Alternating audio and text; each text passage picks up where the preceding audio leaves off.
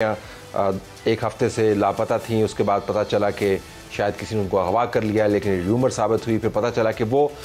इस बैंड से के मेंबरान से मिलने के लिए कोरिया जाने की ख्वाहिशमंद थी। दोनों बच्चियों की उम्र जो है वो 13 साल है। अब सोशल मीडिया का मामला है, हमने इस पर दावत दी है अबरेज़ अली अब्बासी साहब को, SSP कुरंगी, उनका शुक्रिया। डॉक्टर आयशा माहिर नफ्सियात हैं, साबिक सरबराह हैं शोबा नफ्सियात यूनिवर्सिटी। अबरेज़ साहब, आपने बिलखुसूस ये जिक्र किया अपने एक मैसेज में, if I am not wrong, जो रिपोर्ट हुआ कि वालिदैन को देखना चाहिए कि उनके बच्चे सोशल मीडिया पर कितना टाइम लगा रहे हैं। तो ये बच्चियाँ 13 साल की हैं, ये कराची से निकलकर लाहौर चली गई। ज़रा तफसील बताइएगा कि ये कितना हैरान कुन है एक साउथ कोरियन बैंड से मिलने के लिए। जी, बेसिकली ऐसा हुआ था कि 7/1/2023 को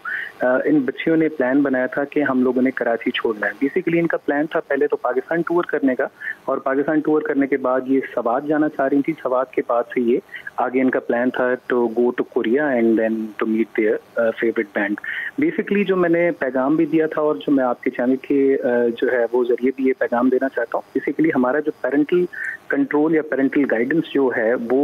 उन बच्चों पे नहीं है जिनका स्क्रीन टाइम बहुत ज़्यादा है। Basically they were using the mobile phones of their fathers, respective fathers, और उसमें हमने जब उसका डाटा करवाया फॉरेंसिक के लिए, जब हमने भेजा तो उस पर जो गूगल सर्चेज और जो हिस्ट्रीज डिलीट हुई थी, how to live in Korea, how to go there, और किस तरह से हमने ट्रैवल करना और बाकी सारी चीज़ें थी। So they have found those things, और उसके बाद से फिर हमें इनकी डायरी पे जो हम सादा पेपर पे लिखते हैं उसमें इनकी आइटिनरी सी बनी हुई थी कि जी कराची से जो तमाम ट्रेन के फेयर जाते हैं वो कितने हैं। तो वहाँ से फिर हमें क्लू मिला और हमने ये, मैं थोड़ी सी तस्वीर भी करता चलूँ, ये 7 को केस रजिस्टर होता है, 9 को हमने इनको बाजियाब करा लिया था। So it was a matter of a couple of days. अच्छा, give me a second on this doctor Ayesha, ये केस हमें क्या बताता है? तला साहब एंड अब्रेज़ साहब इज एक्चुअली राइट कि सोशल मीडिया की वजह से एक पूरी वर्ल्ड इन बच्चों के लिए ओपन है, जो कि हमारे वक्त में जब हम बच्चे थे तो इस तरीके का एक्सेस नहीं था हमारे पास। बैंड से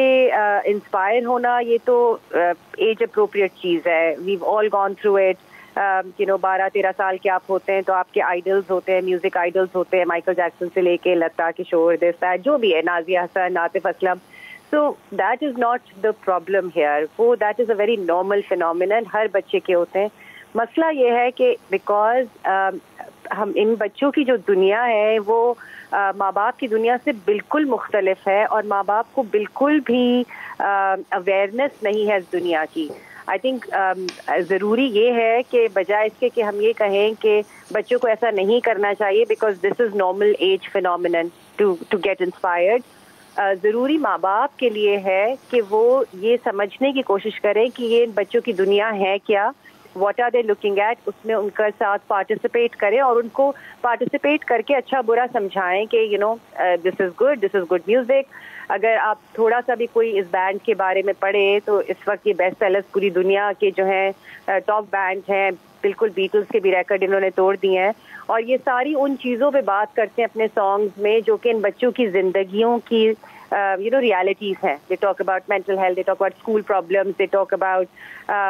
जो भी हार्ट ब्रेक है, लॉस है, ग्रीफ है, ये सारी कोविड के बारे में इनके सॉन्ग्स हैं। तो ये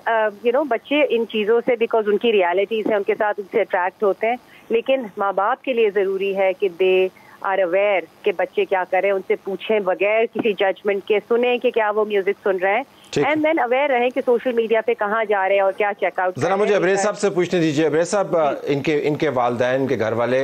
वर दे शॉक्ड व्हेन दे रियलाइज्ड कि सोशल मीडिया उनके नाक तले उनके बच्चों की जिंदगियां कैसे तब्दील कर रहा है?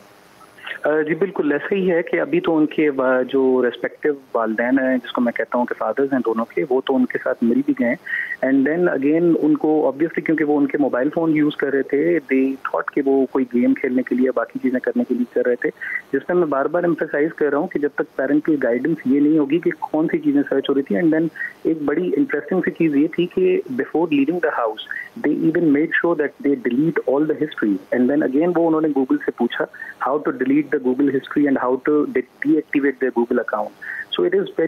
the information available to them is very accessible, और उनको फिर पता है कि कहाँ से मैंने क्यूरीज को आंसर करना है। तो उसमें पेरेंट्स की जो जिम्मेदारी है वो मैनीफोल्ड हो जाती है। डॉक्टर साहब, ये जो आप समझे इनिशिएटिव है, किसी से इंस्पायर होना अपनी जगह पर, किसी से अब ज़हनी तौर पर या इमोशनली इन्वॉल्व हो जाना, डिस्टेंट आइडियल्स अगर आपके हैं या आइडल्स हैं, वो नॉर्मल चीज़ लगती है, ह्यूमन साइकोलॉजी का एक हिस्सा है। लेकिन उसके बाद फिर फैसला करना कि हमने ये करना है, देखिए ना, आप बहुत सारे आपने फिर ज़माने के जो हदें हैं वो भी फैलांगी, आपकी एज ट्रैवल करने की आइटिनरी आप नहीं बना सकते, आपको अच्छे बुरे का पता नहीं है, मैं फंक्शनल चीज़ें बात कर, ये कॉन्फिडेंस तो सोशल मीडिया नहीं देता या देता है? बिल्कुल देता है जी, वो एक आपका एक्सेसिबल चीज हो जाती है ना। द थिंग इज कि अगर जब मैं और आप 13 साल के थे तो अगर हम चाहते भी कि अपने किसी आइडल से जाके मिल लें तो हमें कोई एक्सेस ही नहीं था, माँ बाप से पूछे बगैर हमें कहीं पता ही नहीं था कि कहाँ से जाके हमने टिकट लेना है, कहाँ से जाके करना है। इनके पास everything is accessible, all they have to do is के आस्क गूगल पे कि हम क्या करना चाह रहे हैं, कहाँ जाना चाह रहे हैं। इट्स ऑल्सो इम्पोर्टेंट कि 13 साल के बच्चे का जहन तो मतलब उनको इंस्पायर हो रहे हैं, वो मोटिवेट हो रहे हैं, लेकिन जो अच्छे बुरे की जो समझ है या डर खौफ की जो चीज़ है वो वाली समझ उनमें इस तरह वाली नहीं है जैसे एक 16 साल के या 18 साल के बच्चे की होगी। विच इज़ वाई जो ब्रे साहब भी कह रहे हैं कि parental guidance and watching over what your children are doing बहुत ज़्यादा और ज़्यादा ज़रूरी हो जाता है कि we keep an eye, we don't stop them, because stop तो आप नहीं, बट उनके साथ पार्टिसिपेट करें और उनको बताएं कि कहाँ लिमिटेशंस हैं, कहाँ नहीं है। अगर माँ बाप ऐसे होते जिनके साथ ये बच्चे बात कर सकते और उनके साथ शेयर कर सकते, तो अगर वो इस तरह की चीज़ कहते कि हमें जाना है, हमें उनसे मिलना है, तो पेरेंट्स उनको समझा सकते कि बेटा ये नहीं हो सकता, या ये मसले हैं, ये मसाइल हैं, या वो। So I feel that is important कि वो जो एक सेफ्टी, साइकोलॉजिकल सेफ्टी जिसको कहते हैं, जिसमें बच्चों जो है वो बाहर जाने के बजाय अपने माँ बाप से बातचीत कर सके, क्यूरियस अगर हैं तो सवाल पूछ सके, और माँ बाप बगैर परेशान हुए, बगैर डरे हुए उनको बता सकें कि क्या चीज़ ठीक है, क्या हद ठीक है और क्या नहीं है, ताकि वो इस किस्म के इश्यूज में ना पड़ सके। बिल्कुल। आखिर में अबरेज साहब, अगर मैं आपसे पूछ पाऊँ, उसके अलावा जो आपने बताया, जो डॉक्टर साहब भी जिसका जिक्र फरमा रही हैं कि वालिदैन को पता होना चाहिए कि उनकी नाक के नीचे गैजेट्स के ज़रिए बच्चों के जहन कैसे तब्दील हो रहे हैं, आपके लिए बतौर पुलिस अफसर इसका टेक अवे क्या है